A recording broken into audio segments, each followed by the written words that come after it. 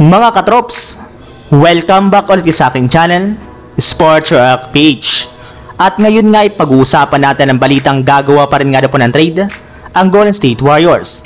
Pag-uusapan na rin nga natin dito sa ating panibagong video, ang balitang inoffer na nga po ng Los Angeles Lakers, si D'Angelo Russell sa trade.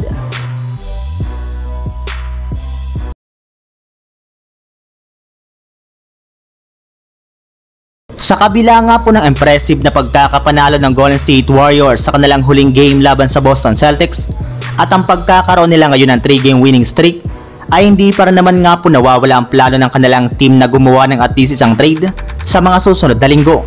Sa katunayan, ino-offer na nga po ng kanilang front office ang kanilang superstar na si Andrew Wiggins at ang ilang mga future draft picks sa koponan ng Toronto Raptors upang makuha lamang nila si Pascal Siakam na kasalukuyan rin naman nga pong available ngayon sa trade market.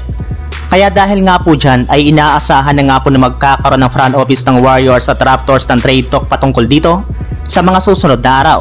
Kaya abang-abang lang kayo mga katrops kung ano ang mangyayari sa kanilang magiging negosasyon sa mga darating na linggo sa NBA.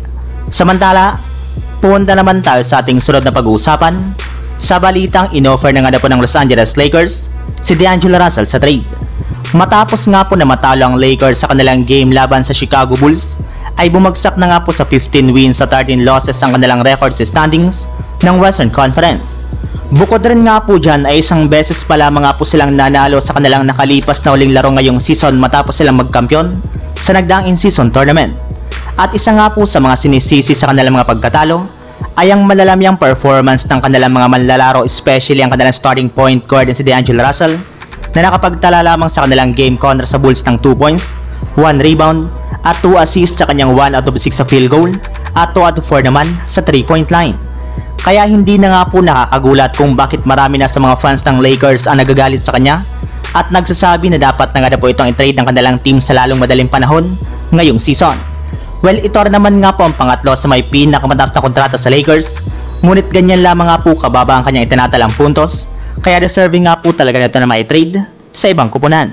At base naman nga po sa pinakahuling nalabas na balita ni Jovan Buhan ng The Athletic, plano na nga po ng Los Angeles Lakers na i-trade si D'Angelo Russell papunta sa Chicago Bulls upang makuha lamang nila ang matagal na nga po nilang target na si Zach LaVine sa pamamagitan ng in-season trade.